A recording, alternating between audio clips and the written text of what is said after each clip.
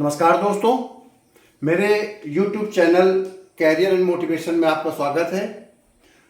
Indian political system and constitution के अंतर्गत आज हम भारतीय संसद के बारे में डिस्कशन कर रहे हैं। भारत की संसद 3 अंगों से मिलकर बनी है: राज्यसभा, लोकसभा और राष्ट्रपति। संसद का प्राथमिक कार्य कानून का बनाना है, विधि का निर्माण करती है। भारत में संसदीय सर्वोच्चता के रूप में हम इसे स्वीकारते हैं, क्योंकि भारत एक लोकतंत्र है और जनता के द्वारा जो प्रत्यक्ष रूप से निर्वाचित होते हैं सदस्य, वो संसद का प्रतिनिधित्व करते हैं और उनके द्वारा ही मंत्रिपरिषद का गठन करके सरकार का संचालन किया जाता है। इसलिए संसदीय सर्वोच्चता के दृष्टिगत हम उनके तीनों अंगों का संक्षेप में चर्चा करेंगे, क्योंकि वीडियो की एक समय सीमा होती है और इसके संबंध में अलग अलग टॉपिक पर हम इसको विस्तार से लेंगे। आज हम सामान्य जो भी एक स्टूडेंट होता है उसको ये जानना बहुत जरूरी है कि संसद का गठन किन किन लोगों से मिलकर बनता है। तो संसद के 3 अंग हैं: राज्यसभा, लोकसभा, राष्ट्रपति। राज्यसभा को उच्च सदन कहा जाता है। राज्यसभा को राज्यों का प्रतिनिधित्व करने वाला सभा भी कहा जाता है। राज्यसभा को बुद्धिजीवियों का भी असेंबली या house of the state council भी कहते हैं या काउंसिल ऑफ द स्टेट कहते हैं। और लोकसभा को हाउस ऑफ द पीपुल कहा जाता है। इसको हम निम्न सदन के रूप में जानते हैं। और तीसरे सदस्य हैं संसद के राष्ट्रपति। तो संसद राज्यसभा, लोकसभा और राष्ट्रपति से मिलकर बनता है। ऑब्जेक्टिव टाइप क्वेश्चन अगर आ जाए कि निम्नलिखित में से संसद का कौन सदस्य नहीं है, कौन अंग नहीं है, संसद के अंग में कौन नहीं है, तो राज्यसभा, लोकसभा, राष्ट्रपति और मंत्रिपरिषद आ जाए तो आप मंत्रिपरिषद को लिख दीजिएगा कि अंग नहीं है। राज्यसभा, लोकसभा, राष्ट्रपति तीनों अंग हैं। अब आते हैं सबसे पहले राज्यसभा के बारे में, क्योंकि बहुत जल्दी जल्दी इसको डिस्कशन करना है।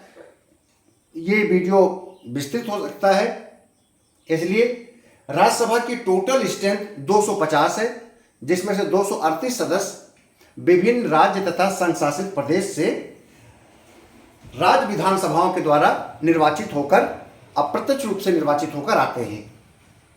ठीक है, इसमें 238 सदस्य राज्य विधानसभाओं से और संघ की विधानसभाओं से और 12 सदस्य राष्ट्रपति महोदय के द्वारा मनोनीत होते, नॉमिनेट होते हैं।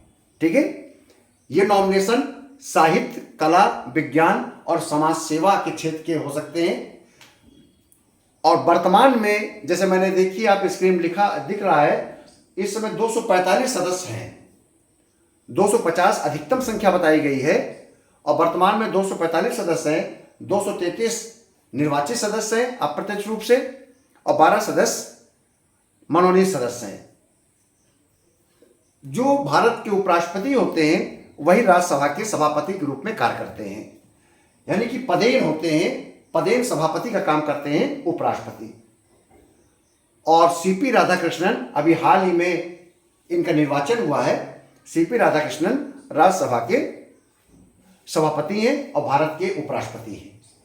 उपसभापति, जब सभापति सदन में अनुपस्थित रहते हैं तो उपसभापति का काम है राज्यसभा का संचालन करना।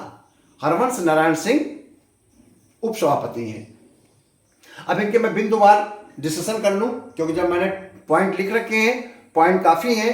आपको पहले बता चुका हूं, राज्यसभा एक उच्च सदन है, यह राज्य और संघ से क्षेत्र का प्रतिनिधित्व करता है। जनता द्वारा अप्रत्यक्ष रूप से निर्वाचन होता है, क्योंकि राज्यसभा के सदस्य के लिए राज्यों के लिए जो सीटें राज्यसभा हेतु निर्धारित की गई हैं, जैसे उत्तर प्रदेश के लिए 31 सीटें, 31 सीटें राज्यसभा को दी गई हैं, तो उत्तर प्रदेश की विधानसभा अपने उत्तर प्रदेश से जो लोग राज्यसभा के लिए निर्वाचन के लिए चाहेंगे, तो उनके निर्वाचन के लिए उत्तर प्रदेश विधानसभा के सदस्य मत डालते हैं। सीधे जनता के द्वारा वोट ना पड़कर विधानसभा के सदस्य वोट डालते हैं, इसीलिए इसको हम अप्रत्यक्ष निर्वाचन करते हैं। एकल संक्रमणीय मत और आनुपातिक प्रतिनिधित्व के द्वारा इनका निर्वाचन होता है। इसको हम बाद में डिटेल करेंगे। एकल संक्रमणीय मत का मतलब है कि इसमें प्रेफरेंस दिया जाता है। मान लीजिए चार सदस्य अगर चुनाव लड़ रहे हैं तो केवल एक वोट नहीं डाला जाएगा, चारों सदस्यों को प्राथमिकता के आधार पर, वरीयता के आधार पर उनको वोट दिया जाएगा। जो उनकी पहली पसंद होगी मतदाता की वो एक लिखेगा, उनमें से जो दूसरी पसंद वाला होगा उसमें 2 लिख देगा, तीसरी पसंद वाले वो 3 लिख देगा, या भी हो सकता है केवल एक ही पसंद का उल्लेख करे। ठीक है, इसीलिए कहा गया है कि एकल संक्रमणीय मत द्वारा आनुपातिक प्रतिनिधित्व। विधानसभाओं के निर्वाचित सदस्यों द्वारा वोट डाला जाता है राज्यसभा सदस्य के लिए, अभी मैंने बता दिया। हमारे देश में 5 संघ शासित प्रदेश हैं जिनको राज्यसभा में अभी कोई सीट नहीं प्राप्त है। अंडमान निकोबार, लद्दाख, चंडीगढ़, दादर और नगर हवेली और दमन दीव। पेपर में कभी ऑब्जेक्टिव टाइप में आ सकता है कि निम्न में से किस संघ शासित प्रदेश को राज्यसभा में प्रतिनिधित्व प्राप्त नहीं है। तो इसलिए आप अगर इसको याद रखेंगे तो आपको गलती करने की संभावना कम रहेगी। राज्यसभा सदस्य हेतु कम से कम आयु 30 वर्ष होनी चाहिए और लोकसभा के सदस्य बनने के लिए 25 वर्ष होनी चाहिए। वोट डालने की आयु लोकसभा में कितनी है? 18 वर्ष है। राज्यसभा में तो वोट डालने के लिए का न्यूनतम आयु का तो मतलब ही नहीं है, क्योंकि विधानसभा के सदस्य वोट डालते हैं, वहां पर आयु का मतलब नहीं रहेगा। राज्यसभा स्थायी सदस्य है, राज्यसभा कभी भंग नहीं होता है। राज्यसभा का कार्यकाल 6 वर्ष होता है। अगर कोई व्यक्ति राज्यसभा में निर्वाचित होता है या मनोनीत होता है तो 6 वर्ष तक रहता है। अब जब भंग नहीं होगा तो फिर कैसे नए लोग आएंगे? हर दूसरे साल 1/3 सदस्य अवकाश ग्रहण करते रहते हैं। इस प्रकार से राज्यसभा का गठन किया जाता है कि एक साथ सबका रिटायरमेंट होता ही नहीं है, इसलिए 1/3 सदस्य अवकाश ग्रहण करते रहते हैं। भारत का उपराष्ट्रपति राज्यसभा का पदेन सभापति होता है, मैं पहले बता चुका हूं। उपराष्ट्रपति का कार्यकाल 5 वर्ष होता है, भले ही राज्यसभा का कार्यकाल 6 वर्ष हो, लेकिन राज्यसभा का जो उपसभापति होता है उसका कार्यकाल 6 वर्ष रहेगा, क्योंकि वो राज्यसभा का मेंबर है और वो राज्यसभा के मेंबर के रूप में ही उपसभापति बनेगा। राष्ट्रपति महोदय किसी भी सदन के सदस्य नहीं होते हैं, इसीलिए वो पदेन सभापति होते हैं। लेकिन राज्यसभा का उपसभापति राज्यसभा का सदस्य होना अनिवार्य है, इसीलिए उसका कार्यकाल 6 वर्ष होता है। उपराष्ट्रपति राष्ट्रपति को संबोधित करके कभी भी अपना पद त्याग सकते हैं। ठीक है, जैसे अभी धनखड़ साहब ने किया, राष्ट्रपति साहब को संबोधन किया और अपना पद त्याग कर दिया अपने अवधि के पूरा होने से पहले।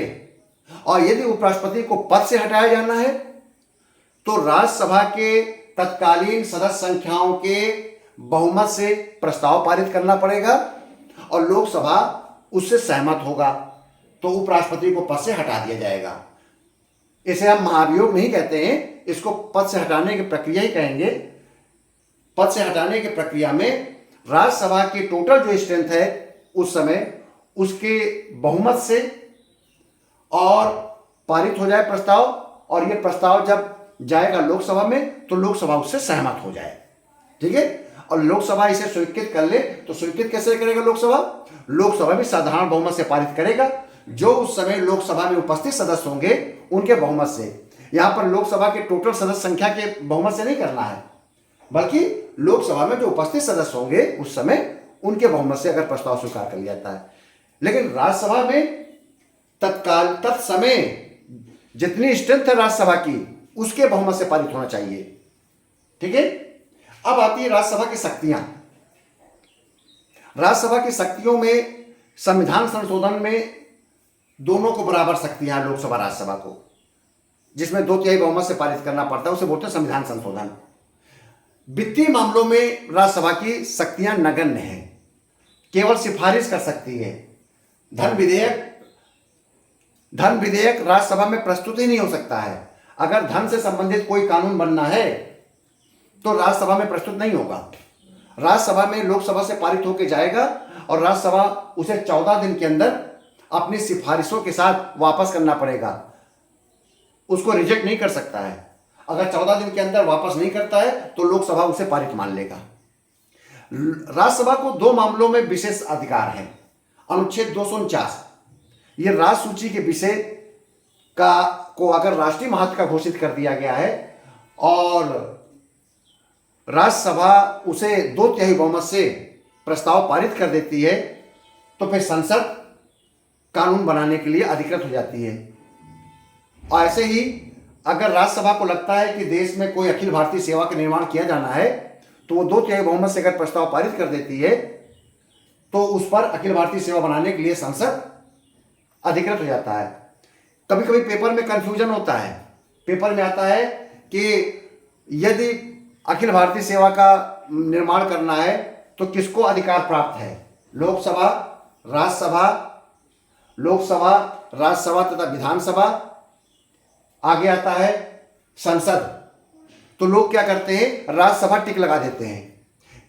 ध्यान रहे, क्योंकि उसके दिमाग में आता है कि अखिल भारतीय सेवाओं के निर्माण के लिए राज्यसभा को विशेष अधिकार है और राज्यसभा टिक लगा देते हैं। वहां आंसर गलत है, आप संसद में निशान लगाएंगे, क्योंकि राज्यसभा केवल प्रस्ताव पारित करके कानून बनाने का अधिकार दे रही है संसद को, ना कि स्वयं 2/3 बहुमत से कानून बना दे रही है। ये केवल प्रस्ताव पारित कर रही है, कानून तो संसद ही बनाएगी और संसद में लोकसभा, राज्यसभा, राष्ट्रपति तीनों है। तो इसलिए ऐसे प्रश्नों के उत्तर में आप संसद लिखेंगे, ना कि आप राज्यसभा लिखेंगे। अब आता है लोकसभा। लोकसभा के बारे में विश्लेषण करते हैं। लोकसभा की अधिकतम संख्या इस समय 550 है। 530 सदस्य राज्यों से निर्वाचित होकर आते हैं और 20 सदस्य संघ शासित प्रदेशों से। अब आप कहेंगे कि सदस्य संख्या तो 552 पढ़ी गई है, तो ध्यान रहे 2 सदस्य जो एंग्लो इंडियन थे उनको 104वें संविधान संशोधन के द्वारा उनके मनोनयन को समाप्त कर दिया गया है। अब एंग्लो इंडियन का मनोनयन 2020 से नहीं हो रहा है, यानी कि हमारी जो 18वीं लोकसभा है, इस समय कौन सी लोकसभा चल रही है, 18वीं लोकसभा चल रही है। 18वीं लोकसभा में एंग्लो इंडियन प्रतिनिधि नहीं है, क्योंकि 2020 में इसे समाप्त कर दिया गया है। अध्यक्ष इस समय ओम बिरला साहब है, उपाध्यक्ष नहीं है कोई। अब प्रश्न आता है कि अध्यक्ष जब अपना इस्तीफा देता है तो उपाध्यक्ष को देता है, उपाध्यक्ष जब इस्तीफा देते हैं तो अध्यक्ष को देते हैं। जब यहां पर अध्यक्ष ही नहीं है, जब यहां उपाध्यक्ष नहीं है तो अध्यक्ष किसको इस्तीफा देंगे? ऐसी दशा में अध्यक्ष महोदय अगर अपने पद को त्यागते हैं किसी भी समय तो अपना इस्तीफा राष्ट्रपति महोदय को भेजेंगे। अब आती है लोकसभा की विशेषताओं के बारे में। लोकसभा संसद का निम्नतम सदन है, यानी कि निम्न सदन है, हाउस ऑफ द पीपुल। उच्च सदन में हमेशा राज्यसभा कहते हैं और हाउस ऑफ द पीपुल कहते हैं लोकसभा को। और यह ऐसा सदन है जो लोकतांत्रिक प्रजातंत्र का उदाहरण है। इसमें यूनिवर्सल फ्रेंचाइज, वयस्क मताधिकार के आधार पर जनता सीधे अपना प्रतिनिधि लोकसभा में भेजती है। 61वें संविधान संशोधन के द्वारा 18 वर्ष कर दी गई थी मतदान की आयु, तो वो 18 वर्ष से ऊपर जितने मतदाता हैं सीधे अपने अपने निर्वाचन क्षेत्रों से निर्वाचित करके लोकसभा भेजते हैं। कहने का से है कि हमारे देश में 543 भागों में, हमारे देश को 543 भागों में बांट दिया गया है जनसंख्या के आधार पर, और प्रत्येक एक भाग से, जिसको कॉन्स्टिट्यूंसी कहते हैं, वो जनसंख्या के आधार पर कॉन्स्टिट्यूंसी बनाई गई है, राज्यवार बनाया गया है, और वो एक कॉन्स्टिट्यूंसी से एक व्यक्ति सीधे जनता के द्वारा निर्वाचित होकर लोकसभा में आके बैठता है। ठीक है, 226 तक ये संख्या 543 बनी रहेगी। 226 के बाद संख्या में बढ़ोतरी होगी। तो पेपर में आ जाए तो आप लिख दीजिएगा। और ये जो जनसंख्या के आधार पर सीटों का बंटवारा किया गया 543, वो किस वर्ष की जनसंख्या के आधार पर बंटवारा किया गया पेपर में आता है, वो 2001 की जनसंख्या के आधार पर, 2001 की जनसंख्या के आधार पर इसको बंटवारा किया गया है। अब आता है लोकसभा सदस्य बनने के लिए कौन कौन सी अयोग्यताएं होनी चाहिए। योग्यताओं में तो क्लियर सी बात है, योग्यता के लिए 25 वर्ष की आयु होनी चाहिए, भारत का नागरिक होना चाहिए, किसी अयोग्यता से ग्रसित नहीं होना चाहिए। वो अयोग्यताएं ये हैं। तो आप बात समझ गए ना कि लोकसभा का सदस्य बनने के लिए भारत का नागरिक हो और 25 वर्ष की आयु हो, राज्यसभा का सदस्य बनने के लिए 30 वर्ष की आयु हो और भारत का नागरिक हो। जिस राज्य से वो निर्वाचित है उसका सदस्य होना जरूरी नहीं वहां का। अब आता है लोकसभा के सदस्य के लिए अयोग्यताएं क्या हैं। नंबर एक, उसे किसी राज्य या संघ के किसी भी स्थान पर लाभ का पद नहीं लेना होना चाहिए। ठीक है, पोस्ट ऑफ प्रॉफिट नहीं होना चाहिए, विकृत चित्त नहीं होना चाहिए, न्यायालय के द्वारा उसे विकृत चित्त घोषित ना किया गया हो, न्यायालय के द्वारा उसे दिवालिया घोषित ना किया गया हो। ऐसा ना हो कि भारत का नागरिक नहीं हो, यानी कि जो भारत का नागरिक नहीं है वो लोकसभा सदस्य नहीं बनेगा। स्वेच्छा से अगर अन्य देश की उसने नागरिकता ले लिया है तब भी वो लोकसभा निर्वाचन नहीं लड़ सकता। विदेशी राज के प्रति निष्ठा अगर उसकी, तो वो एक अनन्यता है उसकी। अगर उस पर दल बदल का कानून लागू है और जिसके कारण उसे सदस्य बनने की अयोग्य कर दिया गया है, तो वह लोकसभा का चुनाव नहीं लड़ेगा। दल बदल कानून 10वीं अनुसूची में कई बार पेपर में आता है। 52वें संविधान संशोधन 1985 द्वारा 10वीं अनुसूची में शामिल किया गया था। दल बदल तब कहा जाता है जब कोई व्यक्ति अपनी दलीय निष्ठा को छोड़कर किसी अन्य के लिए जब मत डालता है तो उसके ऊपर ये नियम लागू होता है। अब आता है कि ये व्यक्ति लोकसभा का सदस्य योग्य है अथवा अयोग्य, इसका निर्णय कौन करेगा? या कोई लोकसभा का सदस्य अयोग्य घोषित किया जाना है, उसके ऊपर इनमें से कोई आरोप लग गए हैं, उसने कोई लाभ का पद ले लिया है, दिवालिया हो गया, भारत का नागरिक है कि नहीं है, स्वेच्छा से अन्य देश की नागरिकता ले लिया है, दल बदल का कानून लागू हो गया है। अब ऐसी किसी ने शिकायत किया स्पीकर को कि महोदय ये व्यक्ति अयोग्यता का शिकार है, इसको लोकसभा की सदस्य की अयोग्यता इसमें आ गई है, तो ऐसा निर्णय राष्ट्रपति करते हैं और ऐसा निर्णय राष्ट्रपति निर्वाचन आयोग के परामर्श से करेंगे। अब आता है कि लोकसभा का कार्यकाल कितना है। लोकसभा का कार्यकाल 5 वर्ष होता है और ये 5 वर्ष कब से प्रारंभ होता है? लोकसभा की जब पहली बैठक, यानी कि लोकसभा के गठन के बाद लोकसभा की जब पहली बैठक आहूत होती है तो उस दिन से 5 वर्ष का कार्यकाल माना जाता है, यदि बीच में लोकसभा भंग ना हो। ठीक है, 5 वर्ष का कार्यकाल होगा। अब आता है कि जब लोकसभा गठन होता है तो लोकसभा के सदस्यों को शपथ दिलानी होती है, क्योंकि एक यह भी लोकसभा के सदस्य की योग्यता है। यदि लोकसभा के लिए व्यक्ति निर्वाचित तो कर दिया गया है निर्वाचन आयोग के द्वारा, राष्ट्रपति के द्वारा, लेकिन उसने अगर लोकसभा की शपथ नहीं लिया है तो भी वह अयोग्य कहलाएगा। तो अब आता है लोकसभा का गठन हो गया, राष्ट्रपति महोदय ने गठन की अधिसूचना जारी कर दिया, निर्वाचन आयोग ने निर्वाचित करने के बाद 543 सदस्यों की सूची राष्ट्रपति महोदय को भेज दी और राष्ट्रपति महोदय ने लोकसभा गठित होने का अधिसूचना जारी कर दिया।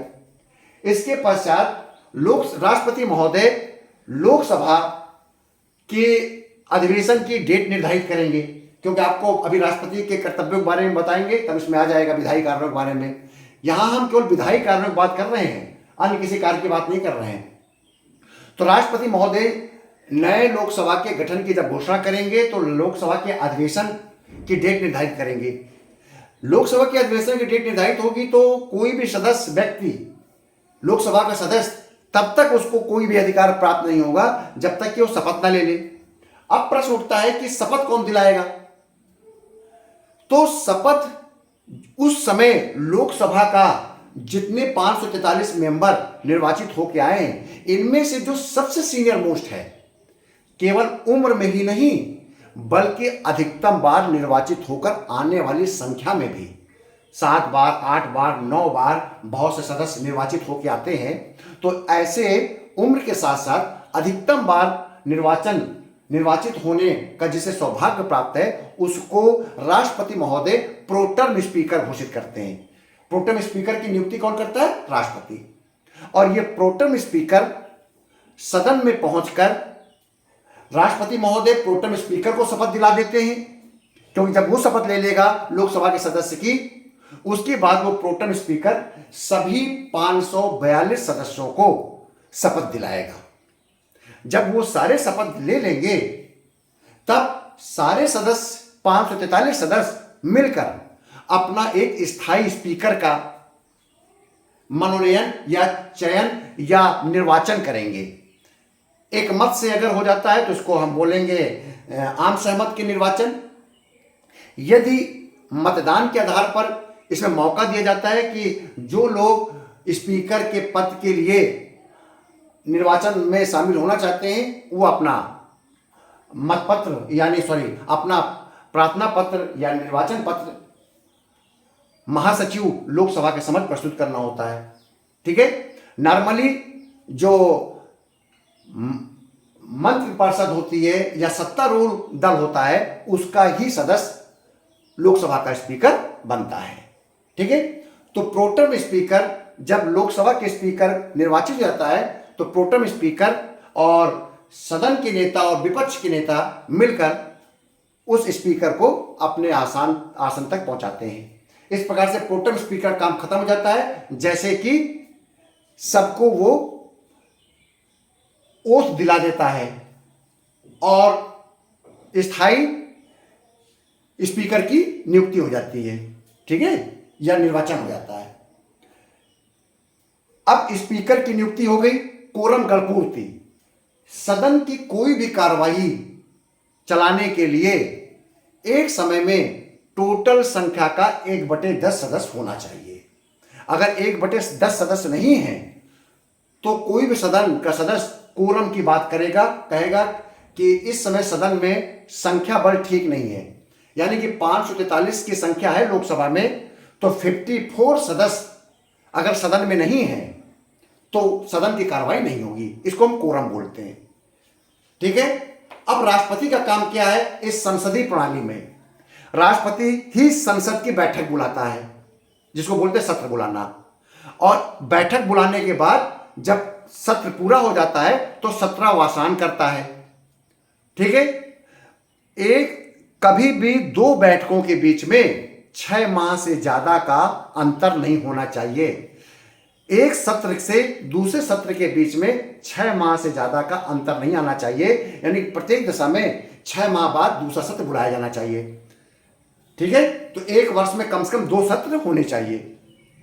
राष्ट्रपति महोदय संसद की संयुक्त बैठक बुलाते हैं। कब बुलाते हैं? जब दोनों सदनों के बीच में किसी विधेयक के बारे में, किसी बिल के बारे में गतिरोध पैदा हो गया है, तो दोनों सदनों की बैठक बुलाकर उसकी लोकसभा स्पीकर की अध्यक्षता में मतदान कराते हैं या प्रस्ताव पारित कराते हैं। ठीक है, राष्ट्रपति महोदय प्रत्येक वर्ष संयुक्त अधिवेशन का संबोधन करते हैं। हर वर्ष का जो पहला अधिवेशन होता है, राज्यसभा में 12 सदस्यों का मनोनयन करते हैं, 2 एंग्लो इंडियन का मनोनयन करते हैं। लोकसभा में यह आपको बता चुका हूं कि समाप्त हो गया अधिकार। अध्यादेश जारी करते हैं। राष्ट्रपति महोदय को कानून बनाने का अधिकार है। जब लोकसभा राज्यसभा का सत्र ना चल रहा हो, संसद का सत्र ना चल रहा हो और कानून बहुत जरूरी हो गया हो, तो राष्ट्रपति महोदय अध्यादेश जारी करके कानून बना सकते हैं। ठीक है, और इसके बारे में विस्तार से जानकारी मैं अध्यादेश के संबंध में अलग से एक वीडियो बनाकर करूंगा। राष्ट्रपति महोदय जब लोकसभा राज्यसभा किसी विधेयक को पारित कर देते हैं तो राष्ट्रपति महोदय के बिना अनुमति के वो विधेयक कानून नहीं बन सकता, अधिनियम नहीं बन सकता। तो राष्ट्रपति महोदय किसी भी विधेयक पर 3 अधिकार रखते हैं, या तो वो अनुमति देंगे, या अनुमति रोक लेंगे, या पुनर्विचार के लिए लौटा देंगे। अनुमति दे दिया तो वो विधेयक अधिनियम बन गया, कानून बन गया। पुनर्विचार के लिए लौटा दिया तो दोनों सदन अगर फिर से विचार करके और उसको वैसे ही वापस कर देते हैं या संशोधन के साथ वापस कर देते हैं तो राष्ट्रपति महोदय को हस्ताक्षर करने पड़ेंगे, वो अधिनियम बन जाएगा। अनुमति रोक लेना, यदि अनुमति देने से मना कर दिया तो वो विधेयक समाप्त हो जाएगा, वो कानून बनने से रह जाएगा। तो इस प्रकार से मैंने आपको संसद की एक सामान्य जानकारी दिया। मुझे पूरा विश्वास है कि आपको अच्छा लगा होगा। अच्छा लगा है तो कमेंट्स कीजिए और मेरे इस वीडियो के बारे में अपनी राय दीजिए। बहुत बहुत धन्यवाद।